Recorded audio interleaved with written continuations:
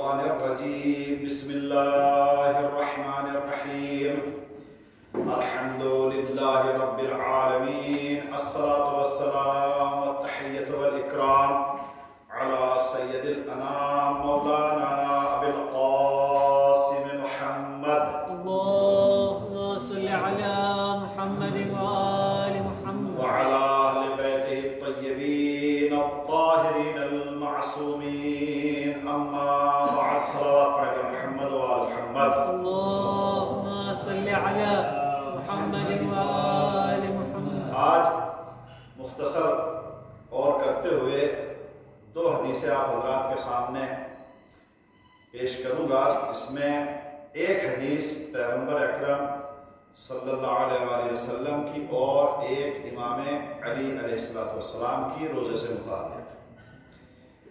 امام علی علیہ السلام کا فرمان ہے، آپ کا بیان ہے، آپ کا کہنا ہے کہ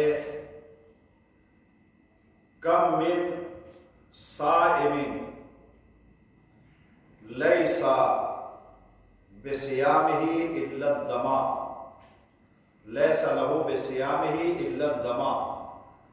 بہت سے روزہ رکھنے والے لوگ ایسے ہیں کہ جن کو ان کے روزے سے کوئی فائدہ پہنچنے والا نہیں ہے سوائے پیاسا رہنے. کچھ روزے دار رمضان المبارک میں کچھ افراد ایسے ہیں کہ جو روزہ تو رکھتے ہیں مگر ان کے روزہ رکھنے سے انہیں کوئی فائدہ نہیں ہے سوائے کس کے؟ سوائے یہ کہ وہ صبح سے شام تک بھوکے اور پیاسے. یہ ایک سمپل سا ترجمہ اس کا. اس کے بعد پھر اگلا جملہ اسی حدیث میں آپ ارشاد فرماتے ہیں وَكَمْ مِنْ قَائِمٍ لَيْسَ لَهُ مِنْ قِيَامِهِ إِلَّا الْعِنَاءُ. بہت سے عبادت گزار ایسے ہیں کہ جن کی عبادت سے سوائے انہیں تکلیف پہنچنے کو اور کچھ حاصل نہیں ہے. حبذا نوم الاکیاس و افطارہم. لہذا بیسٹ آف لک ان افراد کے لیے کہ جو ہوشیاری کے ساتھ اور عقل مندی کے ساتھ سوتے بھی ہیں اور روزہ بھی نہیں رکھتے، افطار کرتے ہیں. افطار کا مطلب البتہ یہ نہیں ہے کہ رمضان المبارک میں افطار کہا جاتا ہے اس پیریڈ کو کہ جس میں انسان روزہ نہیں رکھتا، اسے کیا کہا جاتا ہے؟ افطار ٹائم کہا جاتا ہے. اسی لیے شام کو جب روزہ چھوڑتے ہیں آپ حضرات اور روزہ کھولتے ہیں تو اسے کہا جاتا ہے کہ روزہ افطار کر رہے ہیں. افطار کرنے کا مطلب کیا ہے؟ صیام کی حالت سے افطار کی حالت میں آ گئے ہیں. تو افطار کا مطلب ہے روزہ نہ رکھنا اور صیام کا مطلب ہے روزہ رکھنا. قیام کا مطلب ہے راتوں کو جاگ کر عبادتیں کرنا، اور سونے کا مطلب ہے کہ انسان عبادت نہیں کر رہا ہے بلکہ سو رہا ہے. تو امام نے دونوں لفظ استعمال کیے، روزے داروں کے لیے افطار کا لفظ اور پھر قیام کے ساتھ سونے کا لفظ دونوں استعمال کیے آپ نے. تو اب یہ کیوں امام نے فرمایا کہ بہت سے روزے دار ایسے ہیں کہ جن کے روزے سے انہیں کوئی فائدہ نہیں پہنچے گا سوائے بھوکا اور پیاسا رہنے کے؟ اس کی وجہ یہی ہے کہ روزہ ایک عظیم عبادت کا نام ہے جس کے لیے حدیث قدسی میں یہ بیان کیا گیا ہے اللہ تبارک و تعالیٰ کے ذریعے سے الصوم لی وانا اجزا بہا بہی. روزہ میرے لیے اور اس کی جزا میں خود ہوں، اس کی جزا اس کا بدلہ میں خود ہوں. ایک تو ترجمہ ہوتا ہے وانا اجزی بہی، میں اس کا بدلہ دوں گا. بدلہ دینے کا مطلب کیا ہوتا ہے؟ بدلہ دینے کا مطلب یہ ہوتا ہے کہ اللہ نے روزے کے اوپر کچھ ثواب رکھا اور وہ ثواب روزہ رکھنے والے کو دے دیا. اسے کہا جاتا ہے جزا دینا، اسے کہا جاتا ہے بدلہ دینا، ثواب دینا. لیکن بہت سے علماء کہتے ہیں کہ نہیں، اس کا مطلب ایسے نہیں پڑھا جائے گا چونکہ لیٹرز وہی ہیں، ورڈز وہی ہیں، لیکن ضمہ فتح کسرے کا فرق ہے. وَأَنَا أُجْزَى بِهِ، اجزا اگر ہم پڑھیں گے تو اس کا مطلب یہ ہوگا کہ روزہ میرے لیے ہے اور اس کا بدلہ میں خود ہوں، اس کی جزا میں خود ہوں. یعنی میں نہیں دوں گا جزا، میں خود اس کی خدمت میں آ جاؤں گا، یعنی میں اس کے پاس آ جاؤں گا. یعنی خداوند عالم اس انسان کا ہو جائے گا. اس کی مثال آپ کیسے لے سکتے ہیں؟ شب ہجرت امام علی کے بارے میں مشہور ہے کہ آپ بستر رسول پر سوئے تھے اور اس کے بعد تفاسیر میں ملتا ہے جو آیت ہجرت نازل ہوئی وَمِنَ النَّاسِ مَن يَشْرِي نَفْسَهُ ابْتِغَاءَ مَرْضَاتِ اللَّهِ وَاللَّهُ رَءُوفٌ بِالْعِبَادِ۔ کچھ لوگ ایسے ہیں جو مرضی معبود لے لیتے ہیں اپنا نفس دے کر، راہ خدا میں نفس کو قربان کر دیا اور اس کے بدلے میں کیا؟ اللہ کی مرضی اسے مل گئی۔ اب اللہ جو کرے گا وہ اسی کی مرضی ہے، وہ کرے گا وہ اللہ کی مرضی، دونوں کی مرضی اور دونوں کی رضا ایک سی ہوگی۔ تو اس کا مطلب کیا ہوا؟ کمپلیٹلی اتھارٹی دے دی امام علی علیہ السلام کو شب ہجرت اللہ نے، ان کا نفس دے کر اور مرضی دے کر۔ تو یہاں روزے کی شکل بھی یہی ہے کہ اگر کوئی انسان روزہ رکھتا ہے تو اس کا بدلہ خود اللہ ہو جاتا ہے، اور جس کے پاس خدا آ جائے، جس کو خدا مل جائے، اس کو کیا نہیں ملا؟ سب کچھ مل گیا۔ پھر اگر خدا مل جائے تو ایک روزے کا بدلہ اتنا بھی ہے کہ خدا مل جاتا ہے روزے کے لیے، لیکن اس کے اپوزٹ یہ بھی ہے کہ پورے مہینے انسان روزہ رکھتا رہے تو امام علی نے فرمایا کہ اس روزے کا ثواب کچھ بھی نہیں ہے سوائے اس کے کہ وہ انسان بھوکا اور پیاسا ہے۔ اور وہ روزہ کیسا ہے؟ فار ایگزامپل ریاکاری ہو، دکھانے کے لیے۔ ابھی ہم صبح سے شام تک کہتے پھرتے جائیں ہم روزہ ہے، ہمارا روزہ ہے، بھائی ہمارا روزہ ہے، آج مستی نہ کرو روزہ ہے، آج یہ نہ کرو روزہ ہے۔ جس کو نہیں بھی پتا اسے بھی پتا لگ جائے گا۔ ایک تو یہ ہو گیا، ایک یہ ہو گیا کہ نہیں انسان جو ہے وہ اپنے کو کہ مجھ سے بڑا روزے دار کون ہے سوچنے لگے، میں تو 3 مہینے کا رکھ لیتا ہوں، میں تو 6 مہینے کا رکھ لیتا ہوں، میں کنٹینیولی پورے سال کے روزے رکھ سکتا ہوں، میرے سے بڑا روزے دار کون ہے؟ تو بھائی یہاں کوانٹیٹی جو ہے وہ اس کی کوئی ویلیو نہیں ہے کہ روزے کتنے رکھ رہے ہو، روزے کیسے رکھ رہے ہو اس کی ویلیو ہے۔ ایک روزے میں بھی خدا مل جاتا ہے اور نہ ملے تو 1000 روزوں میں بھی نہیں ملے گا۔ تو اسی کی طرف اشارہ کیا امام علی علیہ السلام نے اس حدیث میں کہ بہت سے روزے دار ایسے ہیں کہ جن کو بھوکا اور پیاسا رہنے کے علاوہ کچھ نہیں ملے گا۔ کیوں؟ اس لیے کہ ان کے روزے میں خلوص نہیں ہے، ان کے روزے میں ریاکاری ہے، مکاری ہے، دکھاوا ہے، بناوٹ ہے، اللہ کے علاوہ باقی سب کچھ ہے ان کے روزوں میں۔ تو ایسے روزوں کا کوئی فائدہ نہیں ہے۔ ایسے ہی عبادت گزار بھی ہیں۔ اگر ہم راتوں کو زور زور سے لائٹ جلاتے ہیں روم کی تاکہ پڑوسی دیکھ لے، ارے بھائی 2 بجے آپ کے گھر میں لائٹ جل رہی تھی، کیا تھا؟ ارے میں نماز شب پڑھتا ہوں، سمجھے آپ؟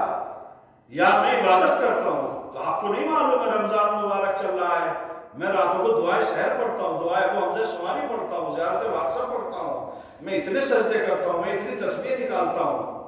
اس نے پوچھا تھا لائٹ کیوں جلی ہوئی تھی، اور اس نے پوری عبادت گزار دی۔ تو اس عبادت کا کچھ فائدہ نہیں ہے۔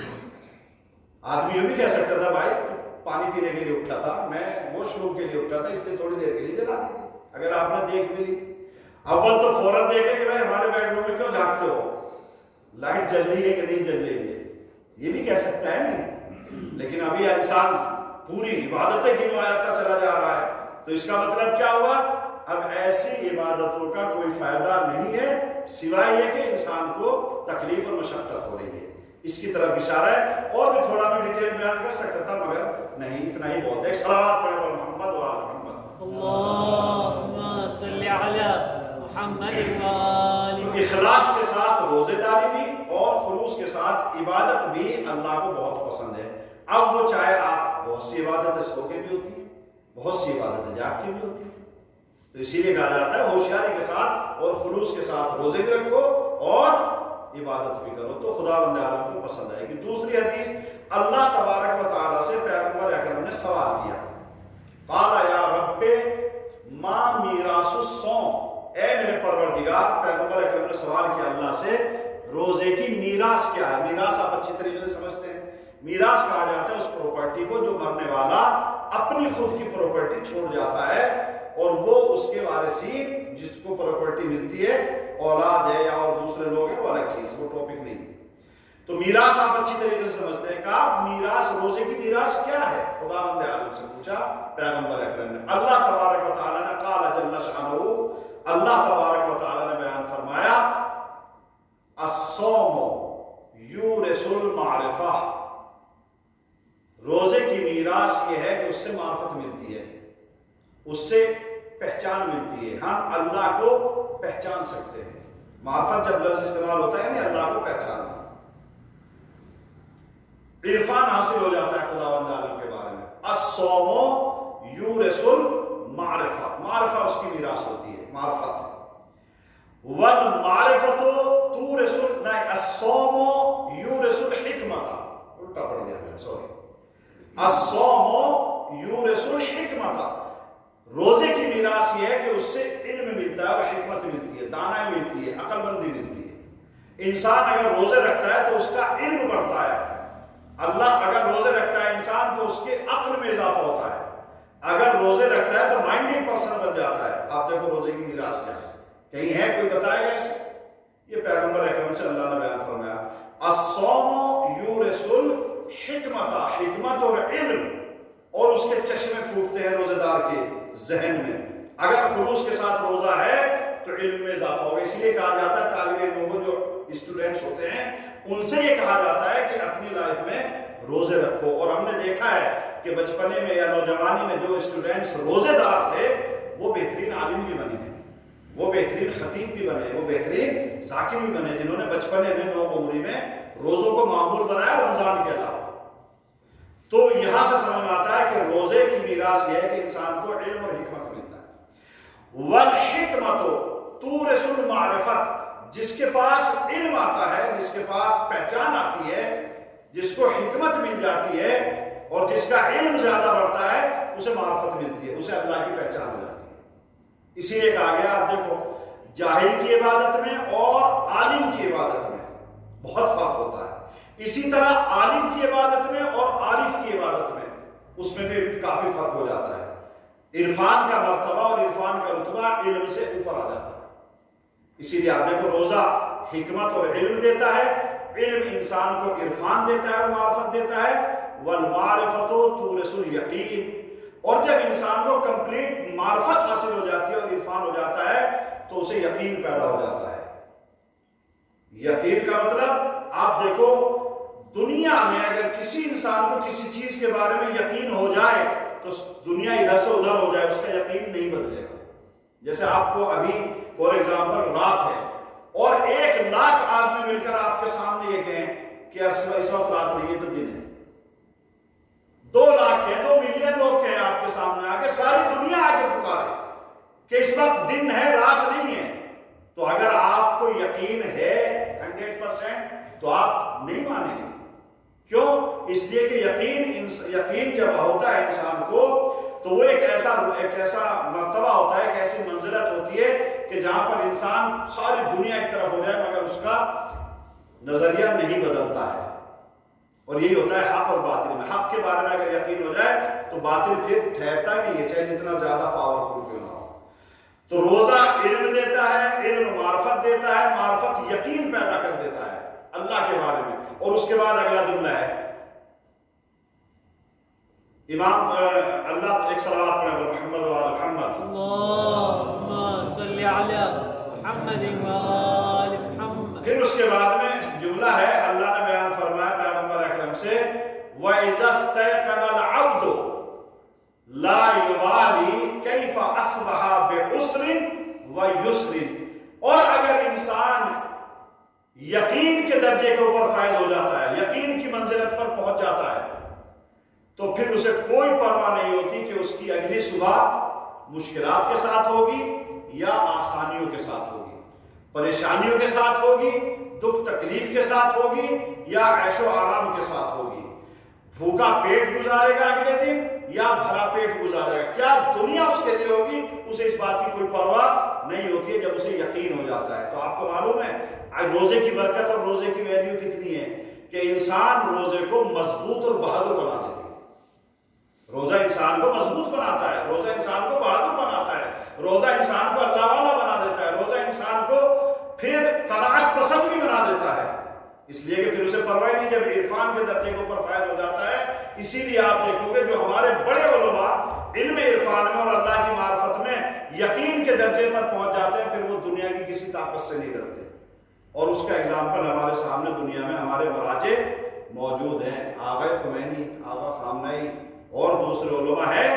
دنیا ادھر سے ادھر ہو جائے لیکن جب اللہ کے بارے میں یقین ہے کہ وہ ہمارا مددگار ہے، ہم اس کے لیے ہیں، تو وہ ہمارا ہے، تو ظاہر سی بات ہے پھر کسی سے نہیں ڈرتے ہیں۔ ایک کلپ سنی تھی میں نے آیت اللہ خامنئی کی، آگے تو 1 منٹ بس، صلوات پڑھیں محمد و آل محمد۔ اللہم صلی علی محمد وآل محمد. ایران عراق جنگ کے دوران آپ فرنٹ لائن کے اوپر گئے تھے اور کافی ٹائم تک وہاں آپ نے جو ہے وہ لباس فوجیوں کا پہن کر اس میں حصہ لیا تھا جنگ میں جو ایران ہو رہا ہے. اس وقت کی ایک کلپ ہے, کچھ لوگوں کو جو بہرحال وہ کتنے سامنے لوگ ہیں وہ نہیں دکھایا گیا اس کلپ میں, چونکہ بہت ہی مختصر ہے وہ, مشکل سے 1 منٹ کی. تو اس میں بیان کیا گیا کہ دیکھو تم اگر میدان جنگ میں جا رہے ہو اور کامیابی حاصل کر کے آ گئے تو یہ مت کہنا کہ ہم نے کامیابی حاصل کر لی. کبھی بھی تمہارے دماغ میں یہ بات نہ آئے کہ ہم سامنے والوں کو مار کے آ گئے, ہم سامنے والوں کو ہرا کے آ گئے, ہم سامنے والے سے بہادری کے ساتھ لڑ کے آ گئے. کبھی بھی یہ دماغ میں مت لانا. کیوں؟ اس لیے کہ تم یہ کام اگر اللہ کے لیے کر رہے ہو تو اللہ نے تمہاری مدد کی, تم کچھ نہیں ہو. پھر سب جو کچھ کرا رہا ہے تمہارے ذریعے سے کون ہے؟ اللہ. اور اس کے بعد وہ جملہ ایک ارشاد فرماتے ہیں کہ جیسے اس آیت میں بیان کیا گیا, انا للہ, ہم کس کے لیے ہیں؟ ہم صرف اور صرف اللہ کے لیے. اور اگر اللہ کے لیے کام کر رہے ہیں, یقین کا درجہ اگر ہمیں حاصل ہو گیا ہے تو سامنے چاہے 1 آدمی ہو, 1000 ہو یا 1 لاکھ کی فوج ہو یا سامنے کتنا بھی جو ہے وہ پاورفل دشمن ہو, اگر اللہ کے اوپر بھروسہ ہے تو انسان ذرہ برابر بھی نہیں ڈرتا. پیغمبر اکرم کے زمانے میں, امام کے زمانے میں 313,000 کے مقابلے پر لڑے ہیں جنگ بدر میں. وہ امام ہیں, وہ ائمہ تھے, وہ امام علی علیہ السلام کا مرتبہ ہے, رسول اللہ کا مرتبہ ہے. اور آج اگر ذرہ برابر بھی علی کے جیسا, علی کے جتنا یقین نہیں آ سکتا, لیکن اگر اس کی سرحدوں کے قریب آ جائے انسان تو دنیا کی کتنی بھی بڑی سپر پاور ہو اس کے سامنے گھٹنے نہیں ٹیکتا بلکہ اسے اپنے سامنے گھٹنے ٹکواتا ہے. اور اس کی ایگزامپل ملی بھی آپ کو ابھی کچھ دنوں پہلے ہوا کہ نہیں ہوا. جس امریکہ کی طرف کوئی ایک گولی فائر نہیں کر سکتا تھا اس کی طرف پورے میزائل گئے اور وہ کچھ نہیں کر سکا. یہاں ہوتی ہے کہ جب انسان اللہ والا بن جاتا ہے پھر اسے پرواہ نہیں ہوتی, وہ اللہ کے لیے کام کرتا ہے. اب رزلٹ کیا ہوگا وہ اللہ ہی جانے. ایک صلوات پڑھے بر محمد و آل محمد. اللہم صلی علی محمد و آل محمد. اور یہ حقیقت بھی ہوتی ہے کہ جب اللہ کے لیے قدم اٹھاتے ہو, دین کے لیے قدم اٹھاتے ہو, اسلام کی سربلندی کے لیے قدم اٹھاؤ گے تو کامیابی قدم چومے گی. جس کے ساتھ اللہ ہے کامیابی اسی کے ساتھ ہے. الہی بحق الزہرا و ابیہا و بعلہا و غنیہا, پروردگارہ بحق محمد و آل محمد, یا اللہ ہماری اس مختصر سی عبادت کو قبول فرما. پروردگارہ بحق محمد و آل محمد ہمیشہ نیک عمل انجام دینے کی توفیق عطا فرما, گناہوں سے اور برائیوں سے بچنے کی توفیق عطا فرما. پروردگارہ ہماری توفیقات میں اضافہ فرما. رمضان مبارک کی برکتوں اور رحمتوں کو ہم سب کے اوپر نازل فرما. اس عظیم اور مبارک مہینے میں پروردگار اپنی زیادہ سے زیادہ عبادت انجام دینے کی توفیق عطا فرما. یا اللہ بحق محمد و آل محمد, موجودہ وبا جو دنیا میں پھیلی ہوئی ہے اس سے تمام انسانوں کو اور خصوصاً مومنین کو نجات عطا فرما. پروردگار عالم اس بیماری کو, اس وبا کو محمد و آل محمد کے صدقے میں جلدی سے جلدی اس دنیا سے نیست و نابود فرما. یا اللہ بحق محمد و آل محمد, محبان اہل بیت جہاں کہیں بھی آباد ان کی جان و مال عزت و آبرو کی حفاظت فرما. جو بیمار انہیں شفا عاجل عنایت فرما. جو بے اولاد ہیں انہیں اولاد نرین عطا فرما. جو حج و زیارات کے متمنی انہیں جو زیارات سے مشرف فرما. جو بے روزگار ہیں روزگار عطا فرما. جو صاحب روزگار ان کی روزی میں خیر برکت عطا فرما. یا اللہ اطلاعات عالیات و مقامات مقدسہ کی حفاظت فرما. علماء اعلیٰ مراجع کرام کی حفاظت فرما. خصوصاً آیت اللہ خامنہ آیت اللہ سیستانی کو صحت و سلامتی کے ساتھ طول عمر عطا فرما. امام زمانہ کے ظہور میں تعجیل فرما. ہم سب کو ان کے ناصرین و مددگاروں میں شمار فرما. ربنا تقبل منا انک انت السمیع العلیم.